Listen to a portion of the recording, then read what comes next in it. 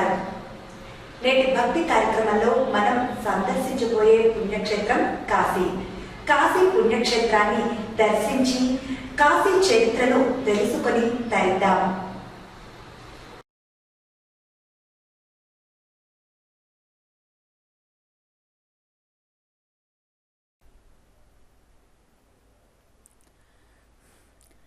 కాశీ లేదా వారణాసి భారతదేశపు అతి ప్రాచీన నగరాల్లో ఒకటి.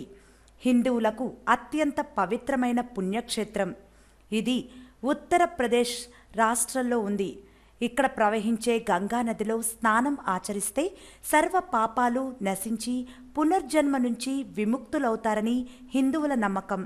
వరుణ, అసి అనే రెండు నదులు ఈ నగరం వద్ద గంగానదిలో కలుస్తాయి. అంచేత ఈ క్షేత్రానికి వారణాసి అని కూడా నామాంతరం ఉంది. బ్రిటిష్ వారి వాడుకలో వారణాసి బెనారస్ అయ్యింది. కార్యాస్తు మరణాస్ ముక్తి, కాశీలో మరణిస్తే ముక్తి లభిస్తుంది అని హిందువులు విశ్వసిస్తారు. 12 జ్యోతిర్లింగాల్లో ఒకటైన విశ్వేశ్వర లింగం ఇక్కడ ఉంది. బౌద్ధులకు, జైనులకు కూడా ఇది పుణ్యక్షేత్రం. వారణాసి ప్రపంచంలోనే అవిచ్ఛిన్నంగా జనావాసం ఉన్న నగరాల్లో అత్యంత పురాతనమైనదని భావిస్తున్నారు. గంగానది హిందూ మతము,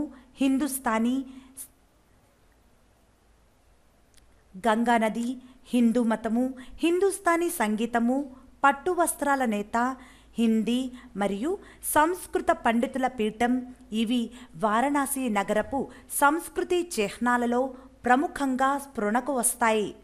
హరిశ్చంద్రుడు, గౌతమ బుద్ధుడు, వేదవ్యాసుడు, తులసీదాస్, శంకరాచార్యుడు, కబీర్దాస్, మున్షీ ప్రేమ్చంద్, లాల్ బహదూర్ శాస్త్రి, పండిట్ రవిశంకర్, బిస్మిల్లా ఖాన్, కిషన్ మహారాజ్ వంటి ఎందరో పౌరాణిక, చారిత్రక, సాంస్కృతిక ప్రముఖులు వారణాసి నగరం లేదా దాని పరిసర ప్రాంతాలతో ప్రగాఢమైన అనుబంధం కలిగి ఉన్నారు.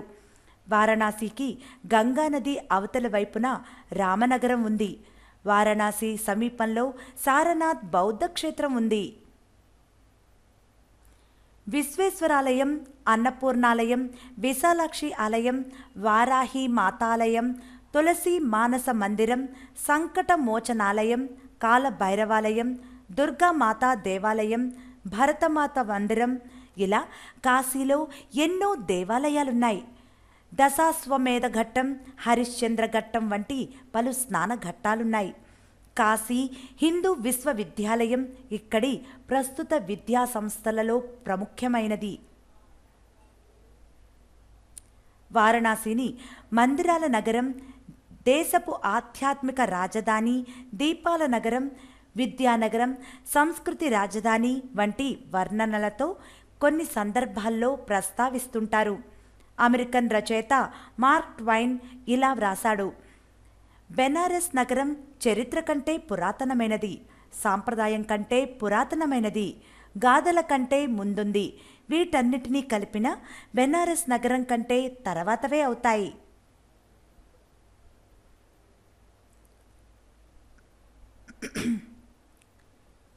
గంగా నదితో రెండు చిన్న నదులు వరుణ, అసి అనే రెండు నదుల సంగమాల మధ్య ఉన్నందున వారణాసి అనే పేరు వచ్చిందని ఒక అభిప్రాయం.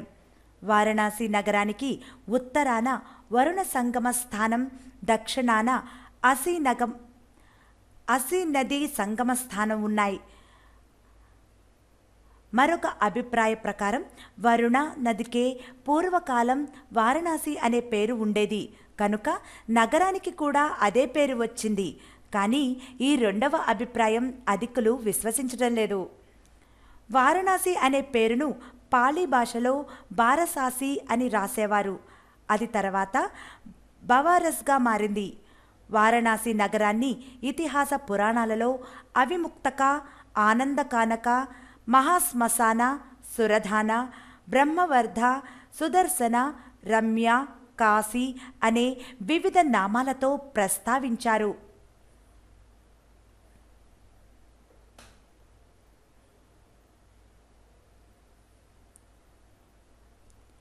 సుమారు 5,000 సంవత్సరాల క్రితం శివుడు వారణాసి నగరాన్ని స్థాపించాడని పౌరాణిక గాథల సారాంశం. ఇది హిందువుల 7 పవిత్ర నగరాల్లో ఒకటి. ఋగ్వేదం, రామాయణం, మహాభారతం, స్కాంద పురాణం వంటి అనేక ఆధ్యాత్మిక గ్రంథాల్లో కాశీ నగరం ప్రసక్తి ఉంది. వారణాసి నగరం సుమారు 3,000 సంవత్సరాల నుండి ఉందని అధ్యయనకారులు భావిస్తున్నారు. విద్యకు, పాండిత్యానికి, శిల్పం, వస్త్రం, సుగంధ ద్రవ్యాల వంటి వస్తువుల వ్యాపారానికి వారణాసి కేంద్రంగా ఉంటూ వచ్చింది. గౌతమ బుద్ధుని కాలంలో ఇది కాశీ రాజ్యానికి రాజధాని. చైనా యాత్రికుడు యువాన్ చువాంగ్ ఈ నగరాన్ని గొప్ప ఆధ్యాత్మిక విద్యా కళా కేంద్రంగా వర్ణించాడు. ఇది గంగా నదీ తీరాన 5 కిలోమీటర్ల పొడవున విస్తరించిందని రాశారు. 18వ శతాబ్దంలో వారణాసి ఒక ప్రత్యేక రాజ్యమైంది. తర్వాత బ్రిటిష్ పాలన సమయంలో ఈ నగరం ఆధ్యాత్మిక, వాణిజ్య కేంద్రంగా కొనసాగింది. 1990లో రామ్నగర్ రాజధానిగా బ్రిటిష్ వారు ఒక రాష్ట్రాన్ని ఏర్పరిచారు. కానీ ఆ రాష్ట్రానికి వారణాసి నగరం పైన మాత్రం పాలనాధికారం లేదు. ఆ వంశానికి చెందిన కాశీ నరేష్ మహారాజ్ ఇప్పటికీ రామ్నగర్ కోటలోనే నివసిస్తున్నారు.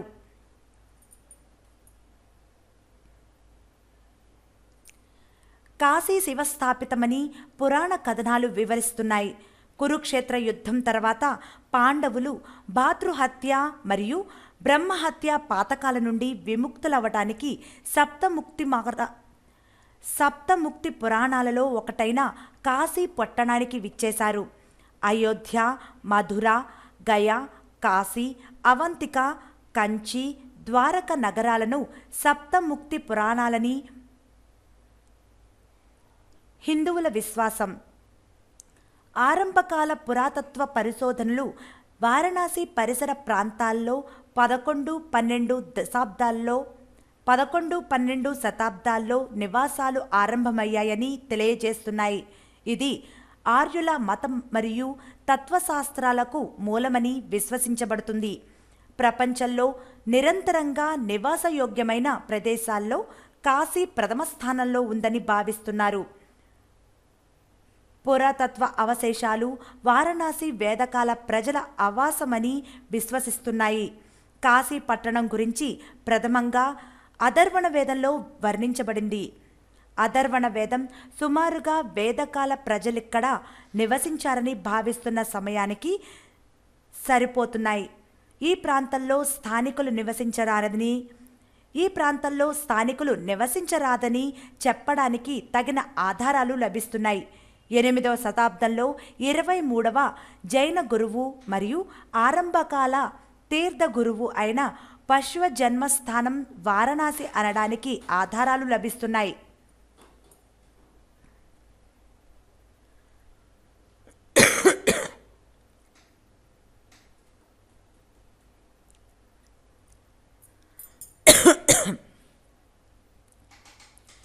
గంగా నదికి వారణాసికి హిందూ మతంలో ఉన్న ప్రాముఖ్యత వలన ఈ రెండింటికి అవినాభావమైన సంబంధం ఉంది. ప్రధానమైన విశ్వేశ్వరాలయం, మరెన్నో ఆలయాలు గంగానది ఒడ్డున ఉన్నాయి. అనేక స్నాన ఘట్టాలు గంగానది ఒడ్డున ఉన్నాయి. గంగానదిలో స్నానం కాశీయాత్రలో అతి ముఖ్యమైన అంశం. ఈ మతపరమైన అంశాలే కాకుండా నీటి వనరులుగా కూడా ఇది చాలా ప్రాముఖ్యత కలిగి ఉంది. వారణాసిలోని గంగా తీరం అంతా స్నానఘట్టాలతో నిండి ఉన్నాయి. స్నానఘట్టాల్లో రాతి పలకలతో నిర్మించబడిన మెట్లు ఉన్నాయి. యాత్రికులు స్నానం ఆచరించడానికి, సాంప్రదాయక ఆచారాలను అనుష్ఠించడానికి అనువైన ఏర్పాట్లు చేయబడి ఉన్నాయి. వారణాసిలో సుమారు 84 ఘాట్లు ఉన్నాయి. వీటిలో చాలా వరకు ఇక్కడ మరాఠా పాలనా కాలంలో అభివృద్ధి చేయబడ్డాయి. ఈ స్నానఘట్టాలు మరాఠీలు, సింధీలు, హోల్కర్లు, భోస్లేంలు మరియు పేషావర్లు నిర్మించబడ్డాయి. కొన్ని ఘాట్లు ప్రైవేటు ఆస్తులుగా ఉంటున్నాయి. ఉదాహరణకు శివాలా ఘాట్ మరియు కాళీ ఘాట్లకు స్వంతదారు కాశీ మహారాజ్. ఎక్కువ ఘాట్లు స్నానానికి మరియు దహనకాండలకు వాడతారు. కొన్ని ఘాట్లు పురాణ గాథలతో ముడిపడి ఉన్నాయి. ఆధ్యాత్మిక బౌద్ధిక భావాలతో కూడిన పవిత్ర భావాలకు ఈ స్నాన ఘట్టాలు ప్రతీకలుగా ప్రశంసించబడుతున్నాయి.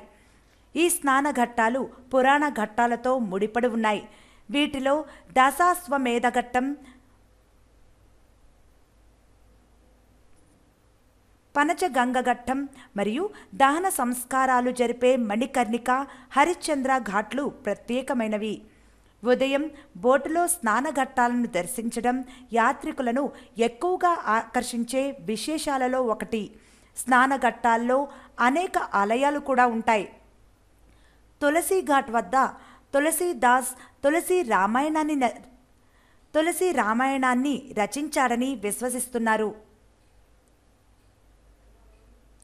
దశాశ్వమేధ ఘాట్ కాశీ విశ్వనాథ మందిరం ప్రక్కనే ఉన్న దశాశ్వమేధ ఘాట్ వారణాసిలో ఉన్న స్నానఘట్టాల్లో అతి పురాతనమైనదిగా భావిస్తున్నారు.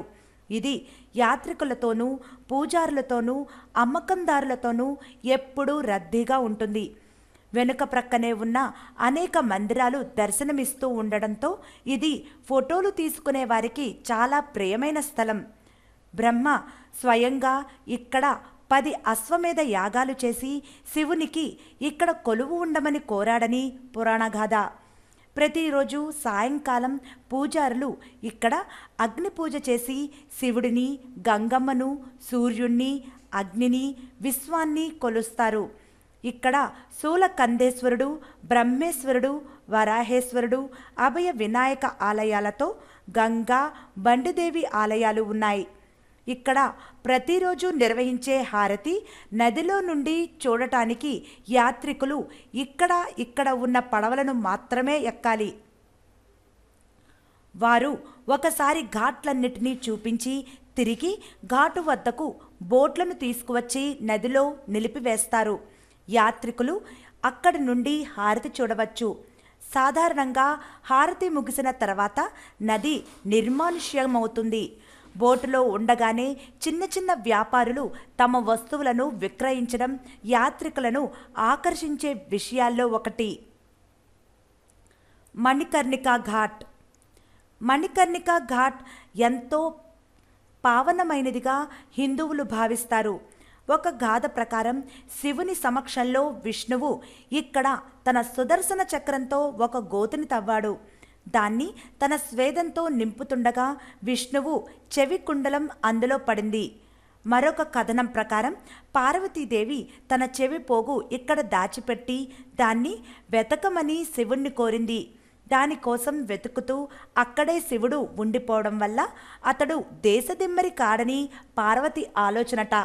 ఇక్కడ దహనమైన శరీరం తాలూకు ఆత్మను శివుడు స్వయంగా మణికర్ణిక కనిపించిందేమోనని అడుగుతాడట.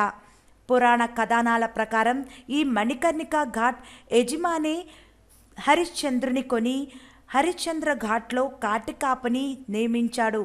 మణికర్ణిక ఘాట్, హరిశ్చంద్ర ఘాట్లలో అధికంగా దహన సంస్కారాలు జరుగుతుంటాయి.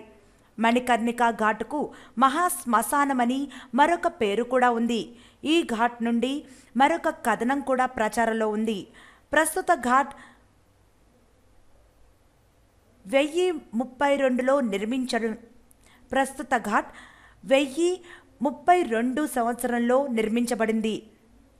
4వ శతాబ్దంలో గుప్తుల కాలంలో ఈ ఘాట్ ప్రస్తావన ఉంది. ఈ ఘాట్ వద్ద ఉన్న తారకేశ్వరాలయంలో నుండి పరమశివుడు మరణిస్తున్న వారి చెవిలో తారకనామం ఉపదేశిస్తుంటాడని విశ్వసించబడుతుంది. ఇక్కడ మరణించిన వారికి మోక్షం ప్రసాదించమని పరమశివుడు విష్ణువుని కోరిన ప్రదేశం ఇదే అని ప్రజల విశ్వాసం.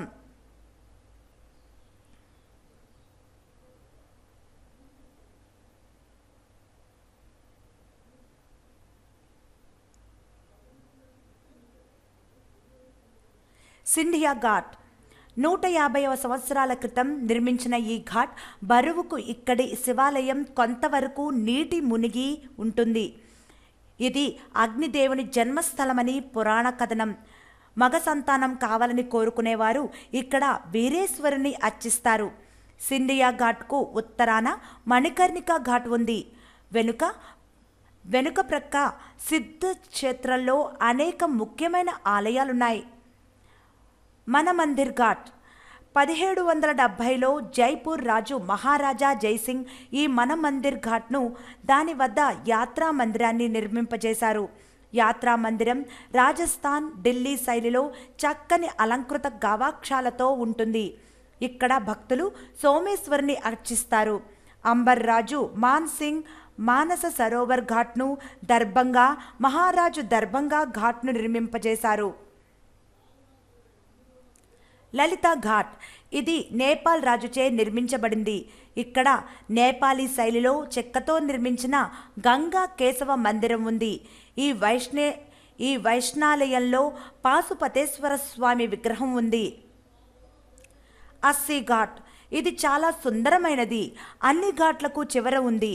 ఇది ఫోటోగ్రాఫర్లు, చిత్రకారులు, వాద్య బృందాలతో కోలాహలంగా ఉంటుంది. ఇంకా జైన భక్తులు బజరాజ్ ఘాట్ను సందర్శిస్తారు.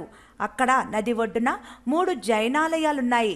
తులసి ఘాట్ వద్ద గోస్వామి తులసీదాస్ రామచరిత మానస్ కావ్యాన్ని రచించారు.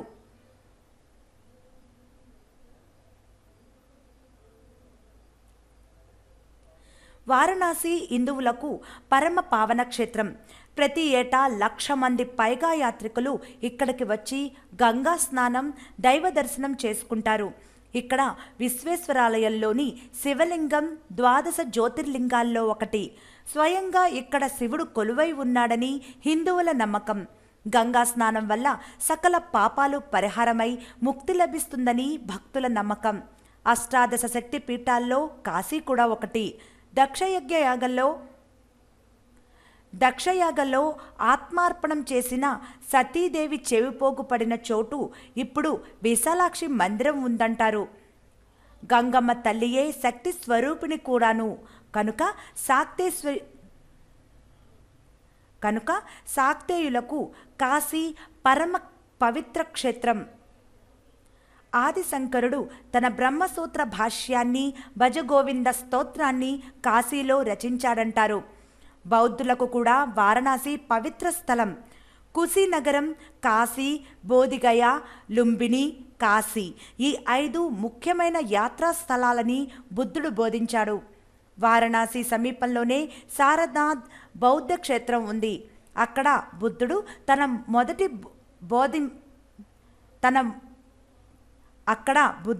తన మొదటి బోధనను ఉపదేశించాడు.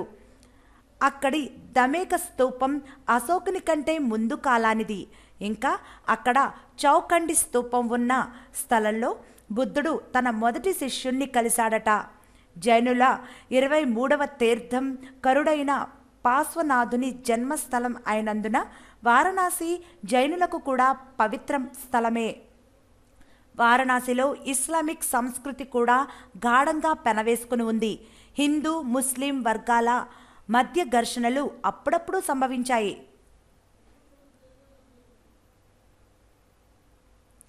వారణాసి ఆలయాలకు నెలవు. చరిత్రలో వివిధ కాలాల్లో నిర్మించబడ్డ పెద్ద పెద్ద ఆలయాలు ఉన్నాయి. ఇంకా ప్రతి వీధిలోనూ ఒక ఆలయాన్ని దర్శించవచ్చు. చిన్న ఆలయాల్లో కూడా దైనందిన ప్రార్థనలు, కార్యక్రమాలు జరుగుతుంటాయి. వారణాసిలో అనేక ఆలయాలున్నాయి. అయినప్పటికీ అత్యధికంగా ఆరాధించబడే ఆలయం విశ్వనాథ మందిరం, హనుమాన్ మందిరం మరియు దుర్గా మందిరం. విశ్వనాథ మందిరం, కాశీ విశ్వనాథ మందిరం వారణాసిలో ప్రధాన ఆలయంగా చెప్పుకోవచ్చు. దీని గోపురం పైన పూసిన బంగారు పూత కారణంగా దీన్ని బంగారు మందిరం అని కూడా అంటారు. ప్రస్తుతం ఉన్న మందిరాన్ని 1780లో ఇండోర్ రాణి అహల్యాబాయి హోల్కర్ కట్టింపచేసింది. ఇందులో లింగాకారంగా కొలువై ఉన్న దేవుడు విశ్వేశ్వరుడు, విశ్వనాథుడు పేర్లతో పూజింపబడుతుంటాడు. 12 జ్యోతిర్లింగాల్లో ఈ విశ్వేశ్వర లింగం దర్శనం తక్కిన లింగాల దర్శనం కంటే అధిక ఫలప్రదమని భక్తుల విశ్వాసం. ఈ ఆలయం పలుమార్లు విధ్వంసం చేయబడి తిరిగి నిర్మింపబడింది. ఆలయ సమీపంలో ఉన్న గ్యామ్వాసి మసీదు ప్రాంతమే అసలైన ఆలయం ఉంది. అసలైన ఆలయం ఉన్న ప్రదేశం 1785లో అప్పటి గవర్నర్ జనరల్ వారాన్ హేస్టింగ్స్ సూచనల మేరకు కలెక్టర్ మొహమ్మద్ ఇబ్రహీం ఖాన్ ఈ ఆలయం ముందు భాగంలో ఒక నౌబత్ ఖానా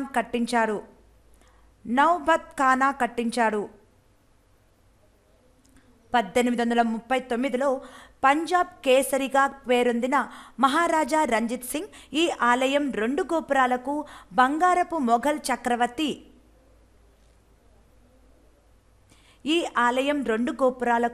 బంగారపు పోత పోయించడానికి సరిపడా బంగారం సమర్పించారు. 1983 జనవరి 28న ఈ మందిరం నిర్వహణ బాధ్యతలను ఉత్తరప్రదేశ్ ప్రభుత్వం హస్తగతం చేసుకుని అప్పటి కాశీరాజు డాక్టర్ విభూతి నారాయణ సింగ్ ఆధ్వర్యంలోని ఒక ట్రస్టుకు అప్పగించింది. మొఘల్ చక్రవర్తి ఔరంగజేబు కాలంలో అప్పటి మందిరం విధ్వంసం చేయబడింది. తర్వాత సమీపంలో మరొక మందిరం కట్టబడింది. ఈ విషయం హిందూ ముస్లిం వర్గాల మధ్య ఘర్షణలకు దారితీసే విభేదాల్లో ఒకటి.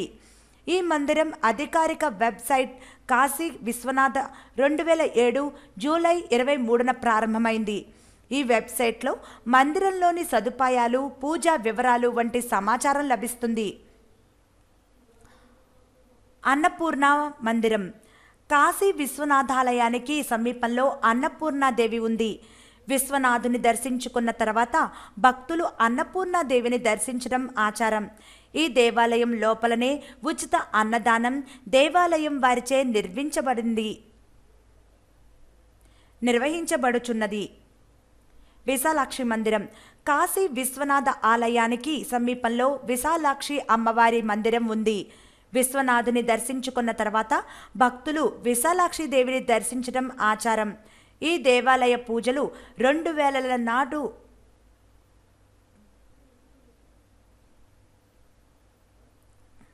సాంగ్తా మందిరం. సింధియా ఘాట్ వద్ద సాంగ్తా మందిరం ఉంది. సాంగ్తా మందిరంలో పెద్ద సింహం శిల ఉంది. అలాగే ఈ ఆలయంలో నవగ్రహాలు ప్రతిష్ఠింపబడి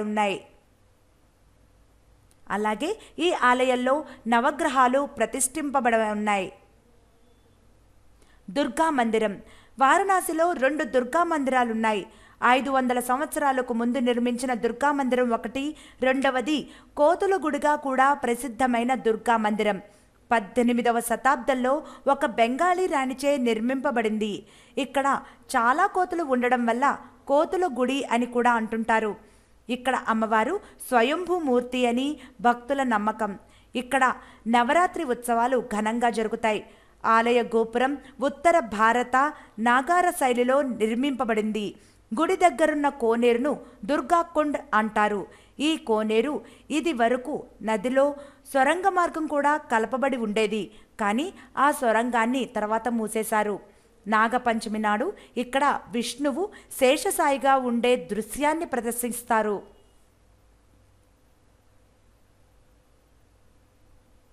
సంకట మోచన్ హనుమాన్ మందిరం. కాశీలో ఉన్న పవిత్రాలయాల్లో సంకట్ మోచన్ హనుమాన్ మందిరం ఒకటి. ఈ మందిరం బెనారస్ హిందూ విశ్వవిద్యాలయం ఆవరణలో ఉన్న దుర్గా మరియు కొత్త విశ్వనాథ్ మందిరాలకు పోయే మార్గంలో అసీ నదీ తీరంలో ఉంది.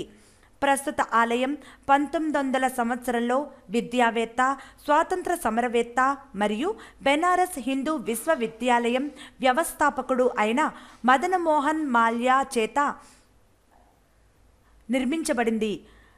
మధ్యయుగానికి చెందిన సన్యాసి మరియు రామాయణ సృష్టికర్త అయిన తులసీదాసుకు హనుమంతుడు ప్రత్యక్షమైన ప్రదేశంలో నిర్మించబడినట్లు విశ్వసిస్తున్నారు. ఈ ఆలయంలో హనుమంతునికి ప్రధానమైన మంగళ మరియు శనివారాల్లో హనుమంతునికి విశేష పూజలు నిర్వహించబడతాయి. కనుక ఈ 2 రోజుల్లో ఆలయానికి వేలాది మంది భక్తులు వస్తుంటారు. కష్టాల నుండి భక్తులను కడతీర్చే దేవునిగా ఇక్కడ కొలువై ఉన్న హనుమంతునికి భక్తులు ఎంతో భక్తితో ఆరాధిస్తారు. ఇక్కడ అనేక ఆధ్యాత్మిక సాంస్కృతిక కార్యక్రమాలు జరుగుతుంటాయి. 2006 మార్చి 7న ఈ పూజాధికాలు నిర్వహించి హనుమాన్ చాలీసా 2006వ సంవత్సరం మార్చి 7న ఈ మందిరంలో ఉగ్రవాదులు హనుమంతునికి హారతి ఇస్తున్న సమయంలో బాంబులు పేల్చారు. అప్పుడు ఆలయంలో వివాహ బృందం పూజలు నిర్వహిస్తున్న కారణంగా అధిక సంఖ్యలో భక్తులు గాయాల పాలయ్యారు. అయినప్పటికీ మరునాడు ఆలయంలో పూజాధికాలు నిర్వహించి హనుమాన్ చాలీసా సుందరాకాండ పారాయణం నిర్వహించి తులసీదాసు విరచిత హనుమాన్ చాలీసా సుందరాకాండ పుస్తకాలు ఉచితంగా అందించబడ్డాయి. తీవ్రవాదుల దాడి తర్వాత ఆలయంలో పోలీస్ రక్షణ ఏర్పాటు చేయబడింది. ఈ ఆలయ ప్రాంగణంలో హనుమంతుని ఆరాధ్య దైవాలైన సీతారాముల ఆలయం కూడా ఉంది.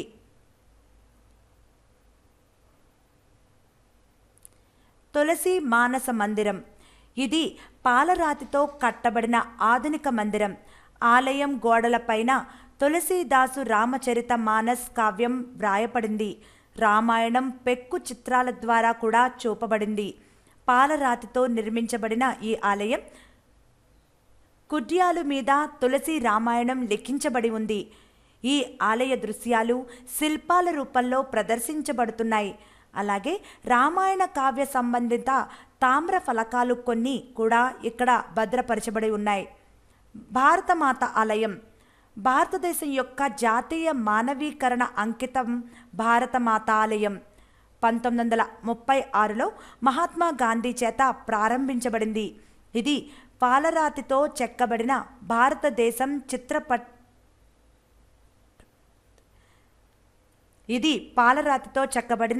భారతదేశం చిత్రపటం ఉంది. బాబు శివప్రసాద్ గుప్తా మరియు దుర్గా ప్రసాద్ ఖత్రీ ప్రముఖ పురాతన వస్తువులను అధ్యయన శాఖ మరియు జాతీయ నేతలు దాని నిర్మాణం కోసం విరాళంగా నిధులను అందించారు. బిర్లా మందిరం. కాశీ హిందూ విశ్వవిద్యాలయంలో కట్టిన కాలభైరవ మందిరం. కాలభైరవుడు కాశీ క్షేత్రానికి క్షేత్రపాలకుడు. విశ్వేశ్వర దర్శనం చేసుకోవడానికి ముందుగా కాలభైరవుణ్ణి దర్శించుకొని ఆయన అనుమతి తీసుకొని విశ్వేశ్వర దర్శనం చేసుకోవాలని పురాణ కథనం వివరిస్తుంది. కనుక భక్తులు విశ్వేశ్వర దర్శనానికి ముందుగా కాలభైరవుని దర్శించుకొని విశ్వనాథ దర్శనానికి అనుమతిని ఇవ్వమని ప్రార్థిస్తారు. ఈ ఆలయం విశ్వేశ్వర్ గంజ్ ప్రధాన తపాలాఫీసు సమీపంలో ఉంది. ఈ ఆలయం నుండి దారానగర్ పోయే మార్గంలో మృత్యుంజయ మందిరం ఉంది. ఆలయ సమీపంలో ఉన్న బావికి ఒక ప్రత్యేకత ఉంది. బావిలోకి పలు అంతర్గత ప్రవాహాల నుండి నీరు ఊరుతుందని, ఈ జలాలకు రోగ విముక్తి చేసే శక్తి ఉందని విశ్వసిస్తున్నారు. కవళీమాత. కవళీమాత ఒకప్పుడు కాశీలో నివసిస్తూ ఉండేది. ఆమె జీవనోపాధి కొరకు గవ్వలను అమ్ముతూ ఉండేది. ఆమె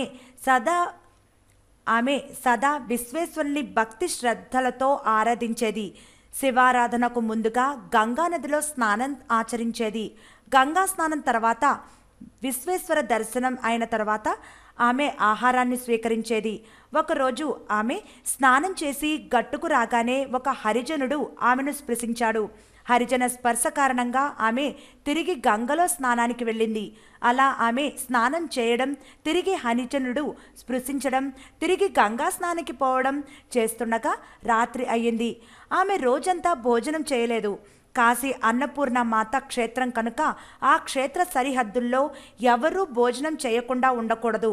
కనుక అన్నపూర్ణాదేవి స్వయంగా కవళికి ప్రత్యక్షమై తన క్షేత్రంలో ఎవరూ పస్తులు ఉండదు కనుక భోజనం చేయమని చెప్పింది. కవళి మాత్రం విశ్వేశ్వర దర్శనం చేయకుండా భోజనం చెయ్యనని చెప్పింది. అన్నపూర్ణ మాత కోపించి ఆమెను కాశీ సరిహద్దులు దాటి వెళ్ళమని ఆదేశించింది. కవళి కాశీ సరిహద్దులు దాటి వెళ్ళి ఆమె విశ్వేశ్వర దర్శనం చేయలేకపోయినందుకు చింతిస్తూ శివుని గురించి తపస్సు చేసింది. ఆమెకు శివుడు ప్రత్యక్షం కాగానే ఆమె, ఈశ్వర, నా భక్తిలో లోపమేమిటి? నన్నిలా కాశీ నుండి పంపిన తర్వాత నేనిక నీ దర్శనం ఎలా చేయగలను అని ఆవేదన పడింది. ఈశ్వరుడు, కవళి, నీ భక్తి తిరుగులేనిది అయినప్పటికీ హరిజనుడు స్పృశించాడని తిరిగి స్నానం చేయడం అపరాధమే. నాకు హరిజనులు పురజనులే కాదు, సకల ప్రాణులు ఒకటే. ఎవరైనను నన్ను స్పృశించి నమస్కరించడానికి అర్హులే. నీవు హరిజన స్పర్శ అపవిత్రమని భావించి చేసిన అపరాధానికే ఈ దండన లభించింది. అయినప్పటికీ నీ భక్తికి తపస్సుకు మెచ్చి నీకు ఒక వరం ఇస్తాను. ఇక మీదట నా భక్తులు నన్ను సందర్శించిన ఫలితం నీకు ఇస్తాను. భక్తులు నీకు కానుకలు సమర్పించి వారి దర్శన ఫలితాలను తిరిగి పొందవచ్చు అని చెప్పి అదృశ్యమయ్యాడు. అప్పటి నుండి కవళీమాత అయ్యింది. కనుక భక్తులు కాశీ విశ్వేశ్వర దర్శనం చేసుకున్న ఫలితం కవళీమాతకు దక్కుతుంది. అందుకు పరిహారంగా భక్తులు కవళీమాత దర్శనం చేసుకొని ఆమెతో, ఈ గవ్వలు నీకు సమర్పిస్తున్నాము, కాశీ ఫలితం నాకివ్వు అని ప్రార్థించిన భక్తులకు కాశీపోయిన ఫలితం దక్కుతుందని విశ్వసించబడుతుంది. కనుక కాశీ విశ్వేశ్వర దర్శనం చేసుకున్న భక్తులు కవళీమాతను కూడా దర్శించుకుంటారు. భస్మలేపన సర్వాంగం ఏకబిల్వం శివార్పణం. సాలగ్రామేషు విప్రాణాం తటాకం దశకూపయో యజ్ఞకోటి సహస్రస్య ఏకబిల్వం శివార్పణం. దంతికోటి సహస్రేషు అశ్వమేధశతక్రతౌ కోటికన్యా మహాదానం ఏకబిల్వం శివార్పణం. బిల్వానాం దర్శనం పుణ్యం స్పర్శనం పాపనాశనం అఘోర పాప సంహారం ఏకబిల్వం శివార్పణం. సహస్రవేద పాఠేషు బ్రహ్మస్థాపనముచ్యతే అనేక వ్రతకోటీనాం ఏకబిల్వం శివార్పణం. అన్నదాన సహస్రేషు సహస్రోపనయనం తథా అనేక జన్మ పాపాని ఏకబిల్వం శివార్పణం. బిల్వాష్టకమిదం పుణ్యం యః పఠేచ్చివ సన్నిధౌ శివలోకమవాప్నోతి ఏకబిల్వం శివార్పణం.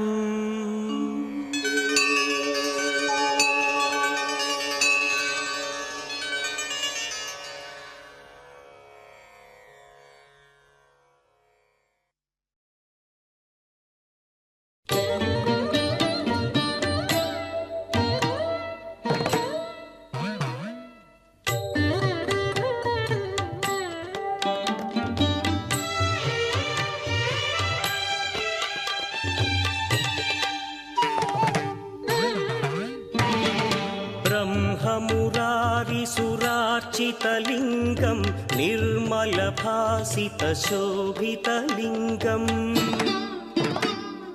జన్మజ దుఃఖ వినాశకలింగం తత్ప్రణమామి సదా శివలింగం.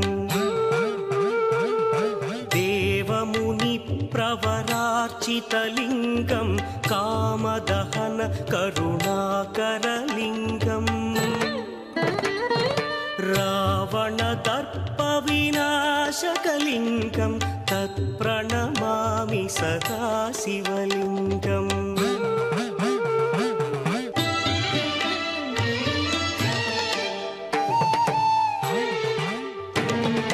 సర్వసుగంధసులేపితలింగం బుద్ధివివర్ధన కారణలింగం సిద్ధసురాసుర వందితలింగం తత్ప్రణమామి సదా శివలింగం. కనకమహామణి భూషితలింగం ఫణిపరివేష్టిత శోభితలింగం దక్షసుయజ్ఞ వినాశకలింగం తత్ప్రణమామి సదా శివలింగం. కుంకుమచందనలేపితలింగం పంకజహార సుశోభితలింగం సంజీవన वञ्चितपापविनाशकलिङ्गं तत्प्रणमामि सदा शिवलिङ्गम्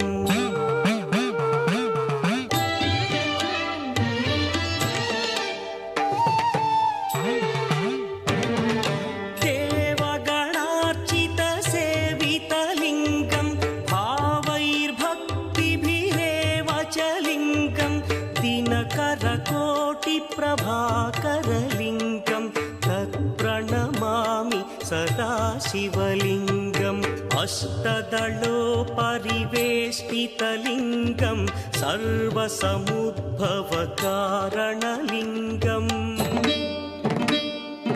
अष्टदरिद्रविनाशनलिङ्गं तत्प्रणमामि सदा शिवलिङ्गम्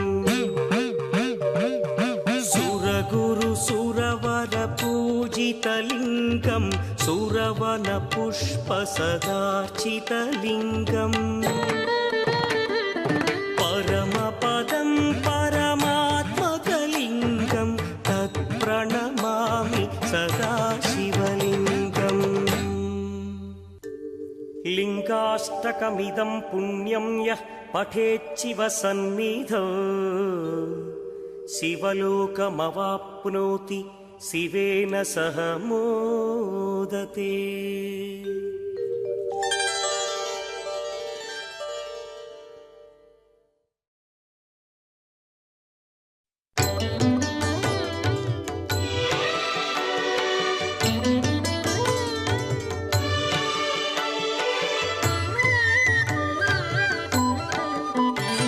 प्रभुं प्राणनाथं विभुं विश्वनाथं जगन्नाथनाथं सदानन्दभाजम्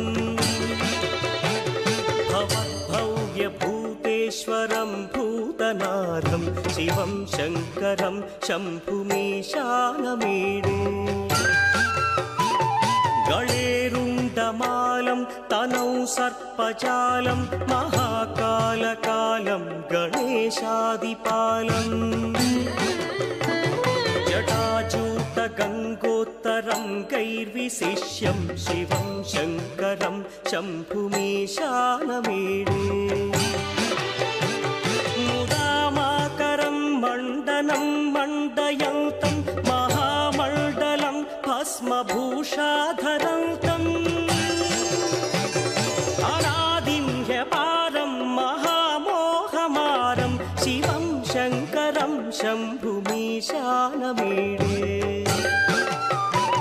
वटाधो निवासं महाट्टाट्टहासं महापापनाशं सदा सुप्रकाशम् गिरीशं गणेशं सुरेशं महेशं शिवं शङ्करं शम्भुमीशानमीडे गिरीन्द्रात्मजा संगृहीतार्धदेहं गिरौ संस्थितं सर्वदा पन्नगेहम्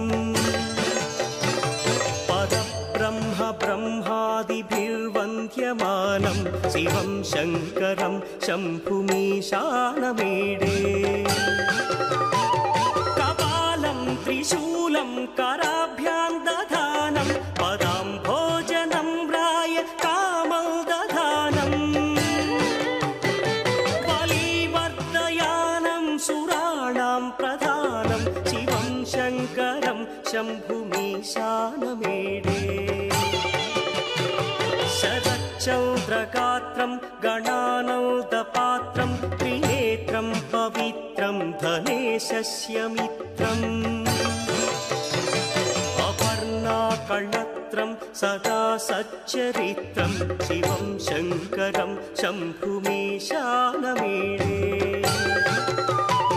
हरं सर्पहारं चिताभूविहारं भवं वेदसारं सदा निर्विकारम् श्मशाने वसन्तं मनोजं दहन्तं शिवं शङ्करं शम्भुमीशानमीडे स्वयं यः प्रभाते नरशूलपाणे पठे स्तोत्ररत्नं त्विह प्राप्य रत्नम् सुधान्यं सुमित्रं कणत्रं विचित्रैः समाराध्य मोक्षं प्रयाति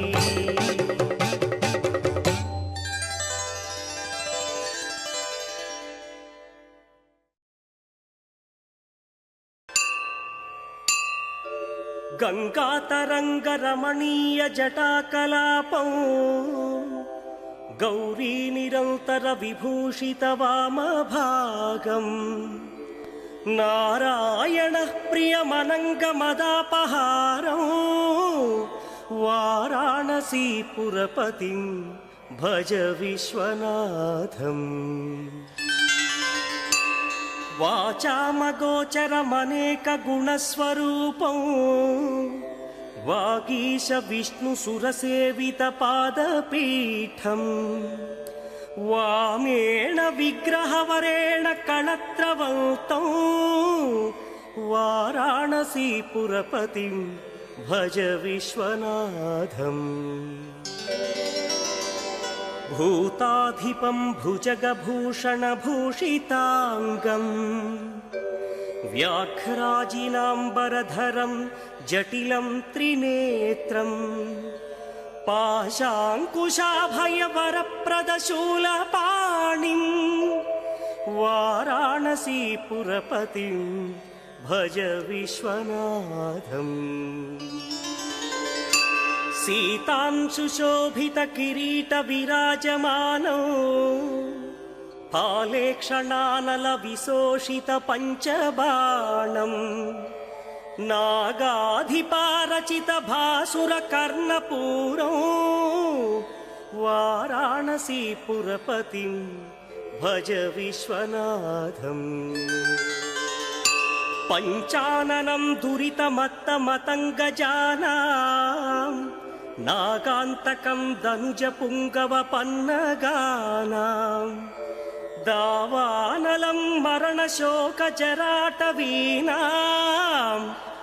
वाराणसीपुरपतिं भज विश्वनाथम् तेजोमयं सगुणनिर्गुणमद्वितीयम् आनन्दकन्दमपि राजितमप्रमेयम्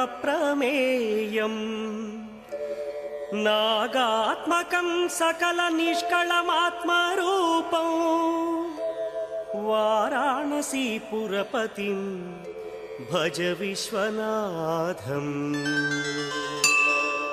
आशां विहाय परिहृत्य परस्य निन्दा उपेरतिं च सुनिवार्य मनस्समाधौ आदाय हृत्कमलमध्यगतं प्रदेशं वाराणसीपुरपतिं भज చూశారు కదండి. నేటి భక్తి కార్యక్రమంలో కాశీ చరిత్రను తెలుసుకొని తరించాం. మరి మరో ఎపిసోడ్లో మళ్ళీ కలుద్దాం. అంతవరకు సెలవు.